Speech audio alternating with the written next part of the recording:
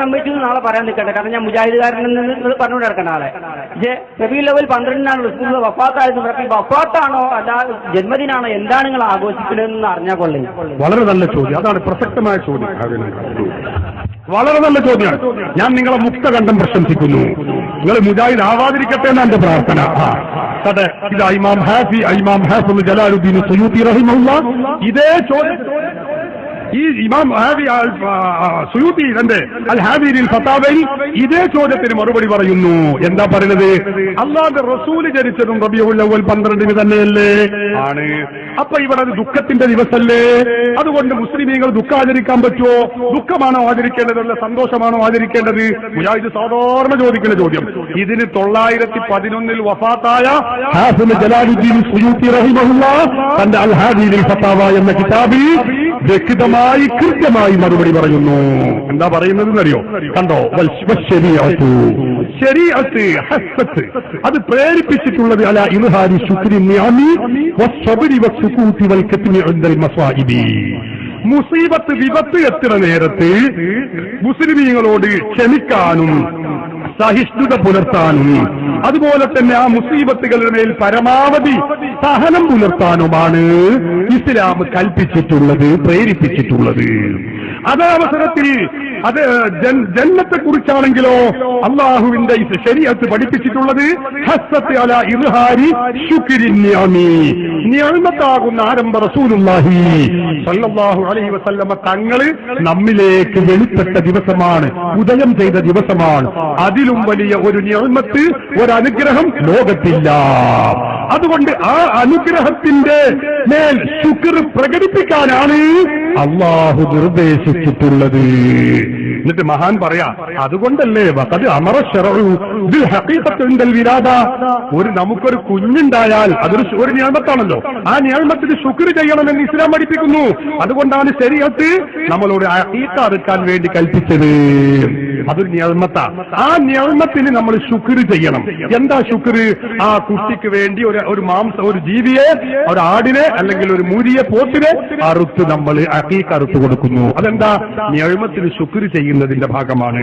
അതേ അവസരത്തിൽ വലം യഅ്മുർ ഇൻദൽ മൗതി, ശരീഅത്ത് കൽപ്പിച്ചിട്ടില്ല, വലം യഅ്മുർ കൽപ്പിച്ചിട്ടില്ല ഇൻദൽ മൗതി, മരിക്കുന്ന നേരത്ത് ഒരാളാണ് മരിച്ചാൽ അയാളെ മരണത്തിൽ അനുശോചനം പ്രകടിപ്പിച്ചുകൊണ്ട് ബിദബ്ഹിൻ വലാ ഗൈരിഹി വലാ ബിഗൈരിഹി ബൽ നഹാ അനിൻ നിയാഹതി വഇൽഹാരിൽ ജസാഇ. എത്രത്തോളം ഒരാൾ മരിച്ചു കഴിഞ്ഞാൽ അവിടെ വാവിട്ട് കരയുക, നിലവിളിക്കുക, മാറത്തടിക്കുക, അങ്ങനെയുള്ള പൊറുതികേട് കാണിക്കുന്ന പ്രവണതയെ തൊട്ട് പോലും ശരീഅത്ത് നിരോധിക്കുകയാണ് ചെയ്തിട്ടുള്ളത്. എന്താ കാരണം? അത് മുസീബത്ത് എത്തിയ ദിവസമാണ്. മുസീബത്ത് ആഘോഷിക്കാൻ പറഞ്ഞിട്ടില്ല, അത് ക്ഷമിക്കാനാണ് പറഞ്ഞത്. അതുകൊണ്ടാണ് മുസ്ലിമീങ്ങൾ അന്ന് സന്തോഷം പ്രകടിപ്പിക്കാതിരിക്കുന്നത്. ഇവിടെ നമ്മൾ സന്തോഷം പ്രകടിപ്പിക്കുന്നത് ഏതിനു വേണ്ടിയാണ്? അള്ളാഹുവിന്റെ റസൂല് വഫാത്തായി എന്നതിന് വേണ്ടിയല്ല, മറിച്ച് റസൂലുള്ളാഹി സ്വല്ലല്ലാഹു അലൈഹി വസല്ലം തങ്ങൾ ജനിച്ചു എന്നതിന്റെ പേരിലാണ്. ഹാഫിദ് ജലാലുദ്ദീൻ സുയൂത്തി തങ്ങൾ പറയാണ്, അതുകൊണ്ട് ശരീഅത്തിന്റെ മദനി നിയമങ്ങൾ, അടിസ്ഥാന നിയമങ്ങൾ അറിയിക്കുന്നു.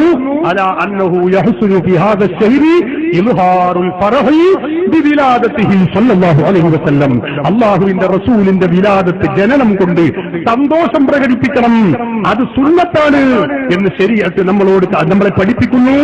ദൂന ഇൽഹാരിൽ ഹുസ്നി ഫീഹി ബിവഫാതിഹി, റസൂലിന്റെ വഫാത്ത് കൊണ്ട്, വിയോഗം കൊണ്ട് ദുഃഖം പ്രകടിപ്പിക്കാനല്ല ശരീഅത്ത് നമ്മളോട് പറയുന്നത്. ഇമാം സുയൂത്തി നിങ്ങളുടെ അതേ ചോദ്യത്തിന് അതുപോലെ അതേ ചോദ്യം അപ്രകാരം എടുത്ത് മറുപടി പറയുന്നു.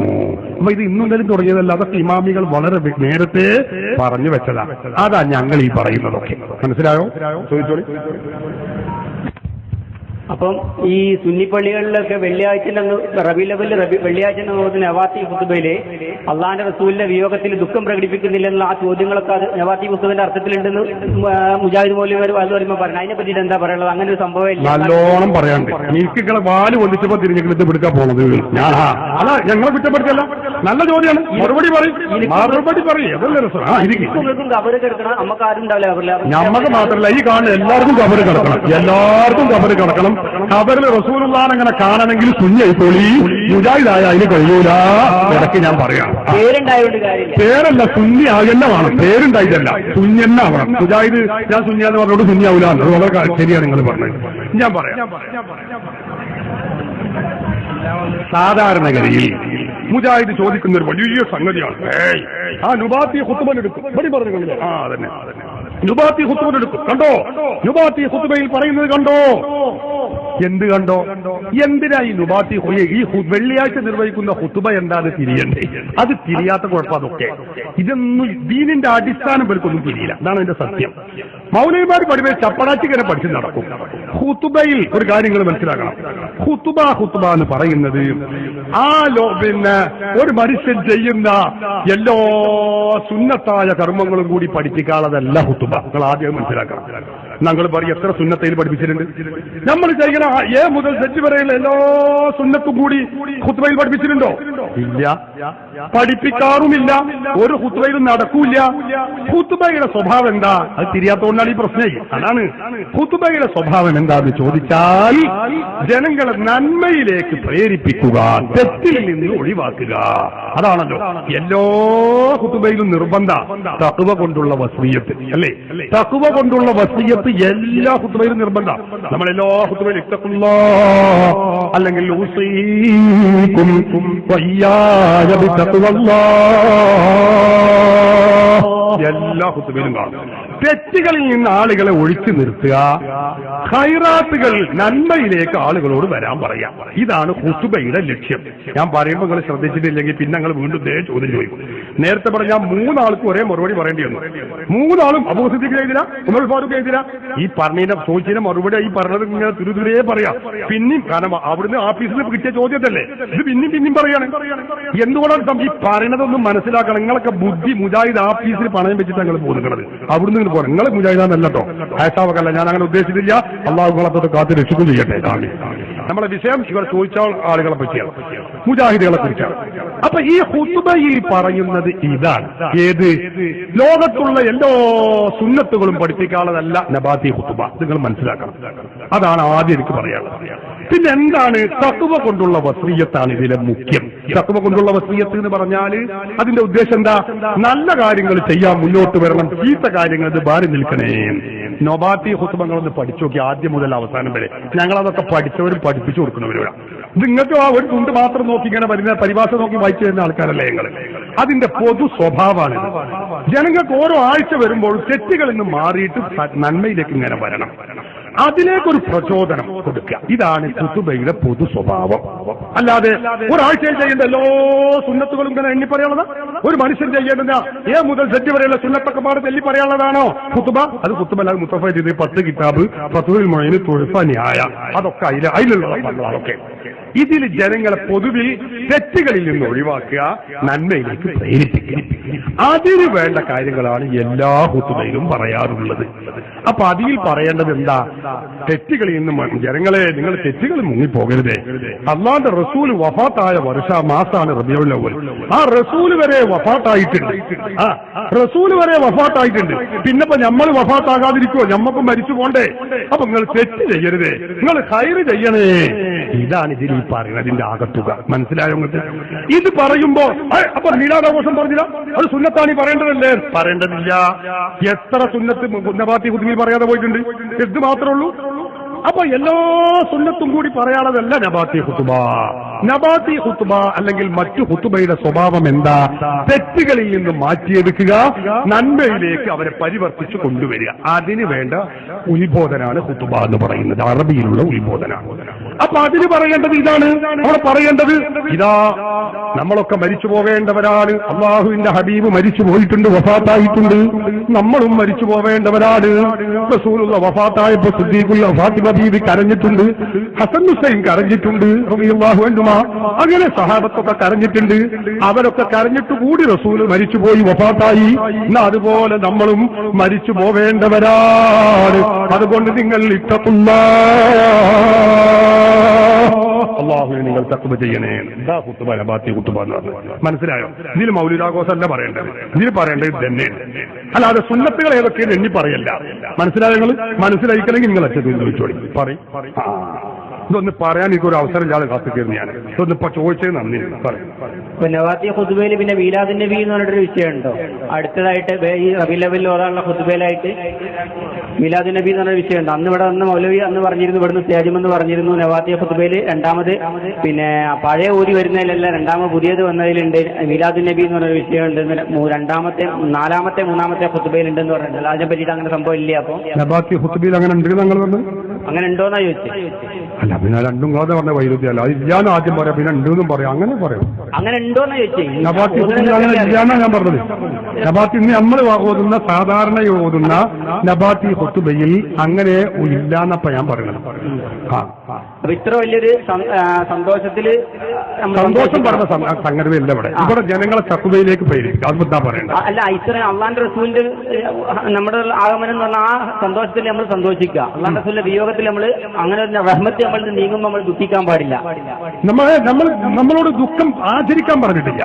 നമ്മളോട് ദുഃഖാചരണം ശരീഅത്ത് കൽപ്പിച്ചിട്ടില്ല. അങ്ങനെയാണെങ്കിൽ ഈ റബീഉൽ അവ്വൽ 12 നമ്മൾ ദുഃഖം ആഘോഷിക്കാൻ ദുഃഖം അങ്ങനെ കറുത്ത കോടിക്ക് നാട്ടാൻ പറഞ്ഞിട്ടില്ലെങ്കിലും നമ്മൾ ഈ ദുഃഖം കൊണ്ട് നമ്മൾ എന്തെങ്കിലും നടക്കാൻ പറഞ്ഞിട്ടില്ല. അതാണ് പറഞ്ഞത്. ദുഃഖം ആചരിക്കുക, ദുഃഖം ഇങ്ങനെ പ്രകടിപ്പിക്കുക, അങ്ങനത്തെ ഒരു സംഗതി ഇല്ല. അപ്പോഴെ ക്ലിയർ ആയിട്ടുള്ളൂ നമ്മളെന്താളും പറഞ്ഞത്. അങ്ങനെ വേണ്ടതില്ല. പിന്നെ എന്താ വേണ്ടത്? റസൂലുള്ളാഹി സ്വല്ലല്ലാഹു അലൈഹി വസല്ലം ജന്മത്തിൽ സന്തോഷം പ്രകടിപ്പിക്കുകയാണ് വേണ്ടത്. അതാണ് നേരത്തെ ചോദിച്ച ആള് ചോദിച്ചു. പിന്നെ നേരത്തെ കേട്ടെ, ഈ നബാത്തി ഖുത്ബ മനസ്സിലായില്ലേ? മനസ്സിലായി. ഞാൻ പറഞ്ഞതന്നെ സുന്നികൾക്ക് ഒരാളെ ഞങ്ങൾ പറഞ്ഞതല്ലേ? അതന്നെ, അത് മനസ്സിലായല്ലോ. കേട്ടു. ഇനി കേൾക്കല്ല എന്താ പോയി തരുന്നത്? ഇതിന്റെ സംശയത്തിനെ ദൂരീകരിക്കാൻ മാത്രം നിങ്ങളുടെ ഉത്തരത്തിന് ശക്തി ഉണ്ടെങ്കിൽ അത് അല്ലല്ല, സംശയം പറഞ്ഞതിന് ഇപ്പൊ നിങ്ങൾ മനസ്സിൽ വേറെ സംശയം ഉണ്ടെന്ന് എനിക്കറിയില്ല. പറഞ്ഞ സംശയത്തിന് മറുപടി റെഡി. പറഞ്ഞ സംശയത്തിനുള്ള മറുപടി ഞങ്ങൾ ഉത്തരം ഇവിടെ പറഞ്ഞു. ആ പറഞ്ഞ ഉത്തരത്തിൽ വല്ല ഉണ്ടെങ്കിൽ കേട്ട് ചോദിക്കാം. നിങ്ങൾ മനസ്സിലുള്ളതിന് മറുപടി പറയാൻ എനിക്ക് കഴിയില്ല. കാരണം ഞാൻ അവിടേക്ക് എത്തിയിട്ടില്ല, അതിന്റെ അടുത്തെത്തിയിട്ടുള്ളൂ. പിന്നെ അത്ര ഉണ്ട്, ഉറപ്പല്ലേ? എനിക്ക് തന്നെയല്ലേ പണി. ഉറപ്പാണ്, അവിടേക്ക് എത്തിയിട്ടില്ല. നേരത്തെ ചോദിച്ച ആൾ ചോദിച്ചു മീലാദിന് മറ്റേ ഹിന്ദുക്കളുടെ ശ്രീവേലിയും തമ്മിൽ എന്താണ് ബന്ധം, എന്താ ബന്ധം ഉസ്താദ് ചോദിച്ചു. ഞാൻ ചോദിക്കട്ടെ, ഈ വഴിയിലെ തടസ്സം സൃഷ്ടിച്ചുകൊണ്ട് ഈ ബ്ലോക്ക് സൃഷ്ടിച്ചുകൊണ്ട് ഈ റാലി ശ്രീവേലിക്കുണ്ട് നമ്മുടെ റബീഉൽ അവ്വലിന്റെ അതൊരു വളരെ വളരെ കാലപ്പെട്ട അങ്ങനെ അതൊക്കെ പ്രസക്തമായ വർത്താനല്ലേ? എന്ത് നല്ല വർത്താനാ പറഞ്ഞത്. അങ്ങനെ പറയണം. മറ്റേ നിങ്ങൾ ആവശ്യമില്ലാത്ത എന്റെ മനസ്സിന്റെ ഉള്ളിലുള്ളൊരു സംശയം ഉണ്ട്, അതിന് നിങ്ങൾക്ക് മറുപടി വരാൻ കഴിഞ്ഞിട്ടില്ല എന്നാൽ അത് മനുഷ്യന്മാരോട് പറയേണ്ട വർത്താനല്ല. മനസ്സിന്റെ ഉള്ളിൽ മറുപടി കഴിഞ്ഞാൽ ഞങ്ങൾക്ക് വരെ തൊള്ളോട് പറഞ്ഞാലേ മറുപടി വരാൻ കഴിയുള്ളൂ. അതിരിക്കട്ടെ, ഇപ്പൊ ചോദിച്ചത് നല്ല ചോദ്യം. അതെന്താ? ഈ വഴി ബ്ലോക്ക് ചെയ്തുകൊണ്ടും ജനങ്ങൾക്ക് തടസ്സം സൃഷ്ടിച്ചുകൊണ്ടുമുള്ള ഒരു മീലാദ് റാലി, അത് ശ്രീകൃഷ്ണ ജയന്തിയിലുണ്ട്, മീലാദ് റാലിയിലുണ്ട് ഞങ്ങൾ പറഞ്ഞത്. മീലാദ് റാലിയിൽ ഇല്ല. അങ്ങനെ പിന്നെ ഈ വഴിയിൽ ആളുകൾക്ക് ഗതാഗതത്തിന് തടസ്സം സൃഷ്ടിച്ചുകൊണ്ടുള്ള ഒരു റാലി പറ്റൂല. ഞങ്ങൾ ഉറപ്പിച്ചു പറയുന്നു. അതേ അവസരത്തിൽ ഞങ്ങളെ റാലിയിൽ ആരും അങ്ങനെ ഞങ്ങൾ ഇനി അവിടെ നിൽക്കട്ടെ റാലി രാഷ്ട്രീയക്കാർ പ്രകടനം നടത്തും പോലെ 4 ആളെ ഉണ്ടാവും. 4 ഇവിടെ തടഞ്ഞിട്ട് ബ്ലോക്ക് ആക്കിയിടും, അങ്ങോട്ടും ബ്ലോക്ക്. എന്നിട്ട് പോലെ അങ്ങനെ അവിടെ വിളയാട്ടം നടത്തുക. അങ്ങനത്തെ ഒരു പരിപാടി ഞങ്ങളില്ല. അങ്ങനത്തെ ഒരു പരിപാടി ഞങ്ങൾ നടത്തുന്നില്ല. പിന്നെ ഞങ്ങളെ റാലി പോകുമ്പോൾ കുട്ടികളെ ചെറിയ കുട്ടികളാണ്. അപ്പൊ വാഹനമൊന്നും എല്ലാം പോകേണ്ടി വരും. ചിലപ്പോൾ ഒരു സെക്കൻഡ് അവർ നിർത്തേണ്ടി വരും, അല്ലെങ്കിൽ ഒരു മിനിറ്റ് നിർത്തേണ്ടി വരും. ഇതിന് ബ്ലോക്ക് എന്ന് പറയില്ല. അത് നിങ്ങൾ മനസ്സിലാക്കണം. അപ്പോഴേക്കൊരു ശിർക്കാവും നരകത്തുക്കാവും. അങ്ങനെ ഒട്ട് ഇല്ലേ? അത് നിങ്ങൾ മനസ്സിലാകും. അങ്ങനെയാണെങ്കിൽ മയ്യത്തോണ്ട് പോകുമ്പോഴും നമ്മൾ വണ്ടി നിർത്തുന്നില്ലേ? അപ്പൊ ഇനി മുതൽ മയ്യത്തോണ്ടാൻ പാടില്ല എന്ന് പറയേണ്ടി വരും. എവിടുന്നായി വരുന്നത്? അതാ ഞങ്ങൾ നിങ്ങൾ പഠിക്കണേ. നിങ്ങൾ ഞങ്ങളെ കണ്ട് പഠിക്കും. ഞങ്ങളെ ദീൻ എന്താണ്? നിങ്ങൾ വെറുതെ മൗലവിമാരെ കണ്ട് പഠിക്കല്ലേ? മയ്യത്തുണ്ടാവുമ്പോൾ അതിക്കലും എത്ര സ്ഥലത്ത് വണ്ടി പോകാം, എത്ര നേരം അത് പോകോളം ഇതിന് പോകും ചെയ്യും. അതിലാർക്കും ഒരു പരാതിയില്ല. എന്നാ അത്ര തന്നെ ഉള്ളൂ. ഞങ്ങൾ പ്രത്യേകിച്ച് ഇപ്പൊ ഉസ്താദന്മാർ ഞങ്ങളോട് എപ്പോഴും പറയുന്ന കാര്യമാണ്, ബ്ലോക്ക് ആകാതെ റാലി നടത്തണേ, ബ്ലോക്ക് ആകാതെ റാലി നടത്തണേ. അപ്പൊ ഞാൻ കണ്ടോ, ഞങ്ങൾ ബ്ലോക്ക് ആവാതെ തന്നെ ഒരു ഭാഗത്തൂടെ വണ്ടി അങ്ങനെ വിടും. ചിലപ്പോൾ ഒരു മിനിറ്റൊക്കെ നിൽക്കേണ്ടി വരും. അതിപ്പോ എല്ലാവരും നിൽക്കും. ഇപ്പൊ മാത്രമല്ല എപ്പോഴും നിൽക്കലുണ്ട്. അത് മുജാഹിദിന്റെ സ്റ്റേജ് സമ്മേളനം നടത്തുമ്പോൾ എത്ര ഞങ്ങൾ നിൽക്കണം. ഞങ്ങളൊക്കെ ബ്ലോക്കാതെ എത്ര വെച്ചിട്ടാ. അപ്പൊ അതുകൊണ്ട് അതൊക്കെ പാടില്ലാത്ത നരകത്തിക്കാന്ന് പറയാൻ പറ്റുമോ? ഇതൊക്കെ അത്രയുള്ളൂ. അതൊന്നും വലിയ ശാഖാപരമായ ചെറിയ കാര്യങ്ങൾ പർവ്വതീകരിച്ചിട്ട് ഊതേണ്ടതില്ല. അതുകൊണ്ട് ദീനോട്ട് മാറൂല. ഇത് മയ്യത്ത് കൊണ്ടുപോകുമ്പോഴും നടക്കുന്നതാണ്. അതുകൊണ്ട് ഇനി മുതൽ മയ്യത്തൊന്നും കൊണ്ടുപോകാൻ പാടില്ല പള്ളിക്കാട്ടിക്ക്. അവനാന്റെ വീട്ടുവളപ്പിൽ കുഴിച്ചിടേണ്ടതാവുമെന്ന് പറയാൻ പറ്റുമോ? പറ്റൂലേ. അതുപോലെ തന്നെ മൗലിദാഘോഷവും റാലിയും പാടില്ല എന്നൊരിക്കലും പറയാൻ പറ്റില്ല. അടുത്ത ചോദ്യം ചോദിച്ചോളി. മറുപടി അങ്ങനെ വരില്ല. എന്തെങ്കിലും പറഞ്ഞത് നേരത്തെ ഉസ്താദ് പ്രസംഗിച്ചപ്പം പറഞ്ഞ അബൂബക്കർ സിദ്ദീഖ് റളിയല്ലാഹു അൻഹു ആഘോഷിച്ച് ഞാൻ വേറെ പറഞ്ഞു തരാന്ന് പറഞ്ഞാൽ വേറെ എന്താണ് അത് മാറ്റിവെച്ചത്? മാറ്റിവെക്കാനുള്ള കാരണം ആ പറഞ്ഞ ആയത്ത് ഞങ്ങൾക്ക് മതിയായ തെളിവായതുകൊണ്ടാണ്.